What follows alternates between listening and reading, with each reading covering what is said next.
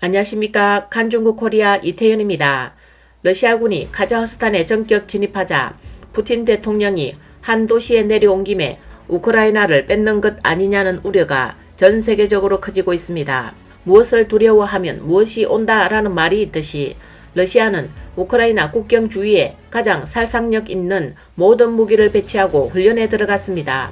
이뿐만 아니라 러시아 고위 군사 전문가들이 푸틴에게 출병 가능한 작전 계획을 제출했고 푸틴은 핵연료 공급 업체들도 면담했습니다. 그러나 러시아의 국방관리들은 러시아의 군대 배치가 푸틴 정권의 존립 자체를 위협할 수 있다는 부정적인 결과를 우려하고 있습니다. 러시아 우크라이나 국경에는 러시아군이 여전히 10만 명을 상회하고 있습니다.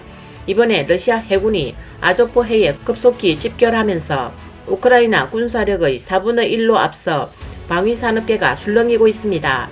미국 매체 디펜스워는 러시아 국방관리들이 우크라이나에 군대를 파견할 경우 부정적인 결과를 우려하고 푸틴 정권의 존립 자체를 위협할 수 있다고 예측했다라고 보도했습니다. 지난해 11월 두바이 방위산업 전람회에 참가한 한 대형 러시아 미사일 회사 대표는 우크라이나는 수십 년 동안 러시아에 영토 반환하려는 움직임이 있었고 크림반도 점령과 돈바스 침공은 러시아 국민들에게 푸틴의 이미지를 높이는 데 도움이 됐지만 몇 년 사이 우크라이나 침공은 부정적인 결과를 낳고 있다라고 말했습니다. 2014년부터 러시아 방위산업은 복합체와 우주 프로그램의 부품 생산 및 연구 개발이 우크라이나에 집중돼 있었습니다. 그러나 우크라이나의 크림반도 침공 이후 공장과 연구기관 수십 곳은 모스크바와 관계를 끊었습니다. 이에 러시아는 새로운 무기 체계와 우주 하드디스크 생산 비용이 크게 늘었습니다. 러시아의 모든 첨단 기술 부품 수출 금지를 포함한 서방 세계의 제재는 문제를 더욱 악화시켰고 러시아의 우주 프로그램 개발을 심각하게 늦추었습니다. 국방 1호는 러시아의 국방산업 기업이 계속해서 줄어들고 나머지 기업은 공급 측면에서 문제가 있을 것이라고 지적했습니다.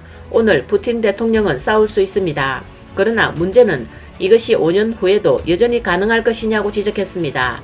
푸틴이 우크라이나의 전면적인 침공을 결정한다면 러시아군이 압도할 것이라는 데는 의심의 여지가 없습니다.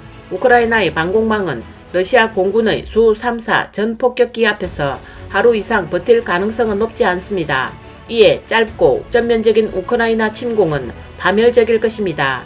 2014년 돈바스 지역을 침공한 지 1년 만입니다. 이들 파괴된 동부 지역을 재건설하는 비용은 우크라이나를 파산시킬 것입니다. 그러므로 러시아의 현재 배치 규모로 침공한다면 돈바스 지역의 파괴보다 피해는 몇 배나 더 많을 것입니다.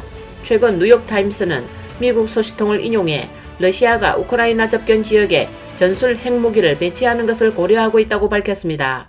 이는 상상할 수 없는 피해를 초래할 것이며 전례 없는 성능이 향상된 배치라고 보도했습니다. 푸틴은 국가적 영웅으로서 강력한 러시아 지도자인 동시에 서방의 군사 규정을 인정하지 않는 건달이나 반항적인 통치자로 이중 역할을 수행해왔습니다. 이 과정에서 러시아를 세계 질서 속의 적절한 위치로 회복시키려면 중공 같은 불량 정권과 함께하여 미국이 초강대국이 되는 것을 막겠다는 의미일 것입니다. 지금까지 국제사회에서 나름의 규칙을 만들어 전후 각국의 관계 처리 규칙을 버리고 미국과 다른 나라를 비판하지도 않았습니다.